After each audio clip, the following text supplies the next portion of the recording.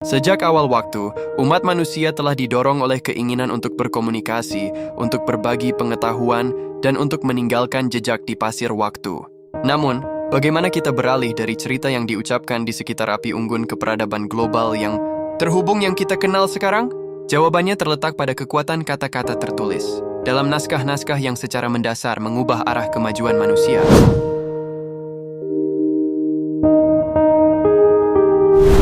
Perjalanan kita dimulai lebih dari 5.000 tahun yang lalu di Mesopotamia kuno, tempat lahirnya tulisan. Di sini bangsa Sumeria mengembangkan salah satu sistem penulisan pertama, cuneiform. Dengan menggunakan stilus buluh untuk membuat tanda berbentuk baji pada loh tanah liat, mereka tidak hanya mencatat transaksi bisnis dan hasil panen. Mereka mengukir hukum pertama seperti kode Hammurabi yang terkenal, menetapkan tatanan sosial dan keadilan. Mereka menuliskan epos sastra pertama, seperti epos Gilgamesh, yang menjelajahi tema-tema abadi tentang kehidupan, kematian, dan pencarian keabadian. Untuk pertama kalinya, pengetahuan dapat dipertahankan, diakumulasikan, dan diwariskan dari generasi ke generasi dengan akurasi yang belum pernah terjadi sebelumnya. Ini adalah lompatan kuantum yang memisahkan sejarah dari prasejarah. Namun tulisan cuneiform dan hieroglif Mesir sangat kompleks, membutuhkan juru tulis yang sangat terlatih. Demokratisasi pengetahuan sejati dimulai dengan inovasi lain yang brilian, alfabet. Sekitar tahun 1200 sebelum Masehi, bangsa Fenisia, para pedagang maritim yang ulung, mengembangkan sistem penulisan yang hanya terdiri dari 22 simbol, masing-masing mewakili satu konsonan. Kejeniusan ini menyederhanakan tulisan secara radikal, membuatnya dapat diakses oleh lebih banyak orang. Alfabet menyebar seperti api di seluruh Mediterania, diadaptasi oleh orang Yunani yang menambahkan vokal, dan kemudian oleh orang Romawi. Naskah-naskah para filsuf seperti Plato dan Aristoteles, drama-drama Sophocles, dan catatan sejarah Herodotus kini dapat disalin dan disebarkan, menanamkan benih-benih pemikiran, sains, dan demokrasi barat. Selama berabad-abad, naskah-naskah disalin dengan susah payah dengan tangan, sebagian besar oleh para biarawan di biara-biara, menjadikannya barang langka dan berharga. Semuanya berubah pada abad ke-15 dengan penemuan Johannes Gutenberg, mesin cetak dengan huruf lepas. Naskah pertama yang dicetak secara massal adalah Alkitab Gutenberg. Tiba-tiba, pengetahuan tidak lagi menjadi milik eksklusif kaum elit. Ide-ide dapat direproduksi dengan cepat dan murah, memicu badai intelektual.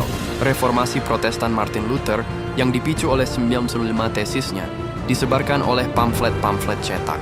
Revolusi ilmiah dipercepat ketika para ilmuwan seperti Kopernikus dan Galileo dapat membagikan penemuan-penemuan mereka yang mengguncang dunia dengan audiens yang luas. Mesin cetak tidak hanya mencetak buku, itu mencetak dunia modern.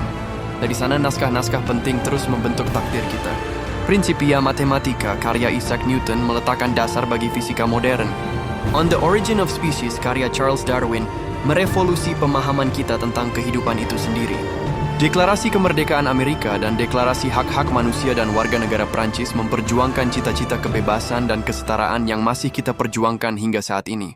Jauh sebelum dunia modern terbentuk, di Kepulauan Nusantara yang subur, sebuah peradaban besar tidak hanya membangun candi-candi megah, tetapi juga melahirkan tradisi sastra yang kaya dan mendalam. Ini bukanlah sekadar cerita lisan, melainkan karya-karya tulis yang diabadikan dalam naskah-naskah kuno, menjadi jendela menuju jiwa dan kearifan bangsa.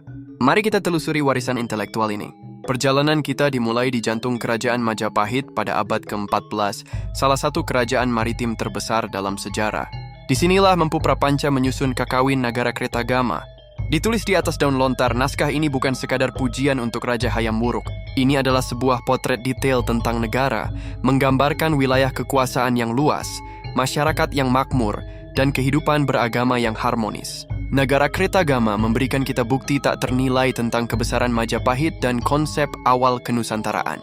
Masih di era yang sama, Empu Tantular menulis sebuah karya monumental lainnya, Kakawin Sutasoma. Dari naskah inilah semboyan negara Indonesia modern berasal, Bhinneka Tunggal Ika, yang berarti berbeda-beda tetapi tetap satu.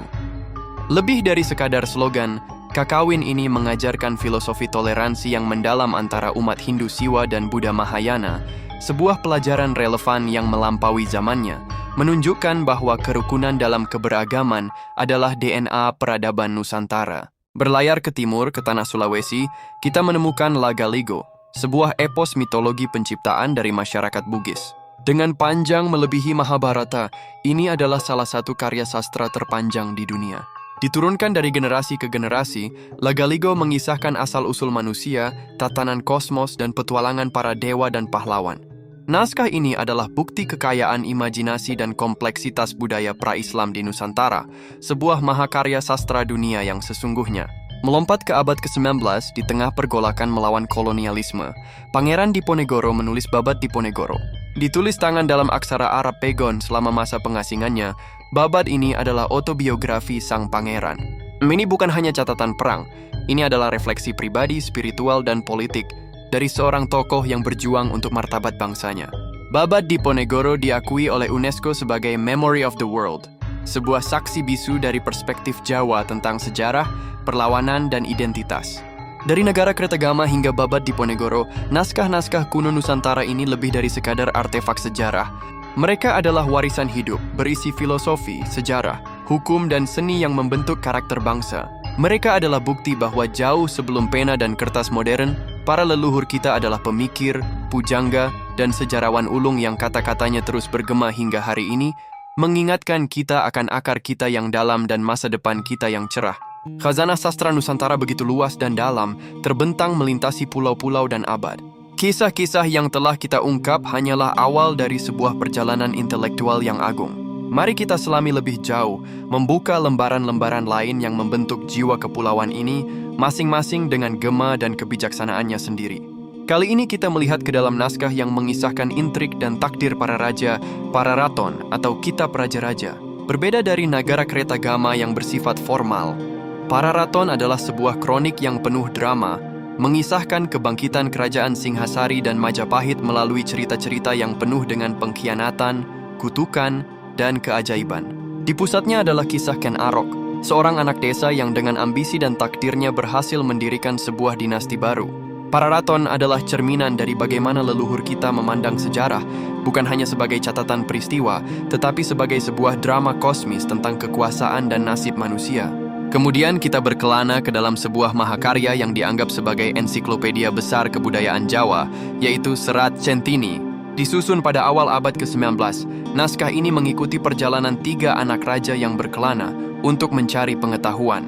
Melalui perjalanan mereka, Serat Centini merekam hampir semua aspek kehidupan Jawa, dari mistisisme dan ajaran spiritual, seni tari dan musik, resep masakan, hingga pengetahuan erotika. Ini adalah sebuah kamus budaya yang tak ternilai, sebuah upaya monumental untuk melestarikan seluruh jagat kearifan Jawa di tengah perubahan zaman. Dari tanah Jawa, kita berlayar ke Selat Malaka, pusat dari sebuah imperium maritim yang agung. Disinilah lahir Hikayat Hang Tuah, sebuah epos kepahlawanan yang menjadi pilar kebudayaan Melayu. Naskah ini mengisahkan kesetiaan, keberanian, dan kehebatan Hang Tuah, seorang laksamana legendaris yang mengabdi pada Sultan Malaka. Lebih dari sekadar cerita petualangan, hikayat ini mengeksplorasi konsep kehormatan, pengabdian tanpa syarat, dan tragedi dari sebuah loyalitas. Hang Tuah bukanlah sekadar tokoh, ia adalah perwujudan dari idealisme seorang kesatria Melayu. Akhirnya, perjalanan kita tiba di Pulau Dewata, Bali, sebuah pulau yang menjadi benteng pelestarian tradisi Hindu-Buddha Nusantara. Di sini kita menemukan berbagai lontar, salah satunya adalah Usana Bali. Naskah ini merekam mitologi dan sejarah Bali, mengisahkan tentang para dewa, kedatangan orang-orang suci dari Jawa seperti Empu Kuturan, dan tatanan masyarakat serta ritual yang membentuk keunikan Bali. Usana Bali adalah fondasi spiritual dan historis yang menjelaskan mengapa Bali memiliki identitas budaya yang begitu kuat dan khas hingga hari ini. Para Raton, Serat Centini, Hikayat Hang Tuah, dan Usana Bali. Setiap naskah ini adalah benang emas dalam tenunan peradaban Nusantara. Mereka adalah bukti dari kekayaan intelektual dan spiritual yang beragam, sebuah warisan abadi yang terus memberikan inspirasi, identitas, dan pemahaman tentang siapa diri kita. Setiap naskah ini, dari Lo Tanah Liat sederhana hingga risalah ilmiah yang kompleks, adalah sebuah langkah maju bagi umat manusia. Mereka adalah mesin perubahan, jendela ke dunia lain, dan mercusuar yang didirikan di lautan waktu. Saat kita menavigasi era digital kita sendiri, di mana informasi bersifat instan dan berlimpah, penting untuk mengingat warisan abadi dari naskah-naskah ini. Bukti kekuatan abadi dari kata-kata tertulis untuk mencerahkan, menginspirasi, dan mengubah dunia. Jadi, perjalanan epik tulisan dari Mesopotamia sampai Nusantara ini membuktikan satu hal. Setiap aksara adalah harta karun yang menunggu untuk dibuka. Jika kalian mendapatkan satu pelajaran baru dari video ini, bantu video ini sampai ke lebih banyak orang dengan like, subscribe, dan jangan lupa pencet bel notifikasinya. Terima kasih sudah menonton, dan sampai jumpa di video berikutnya.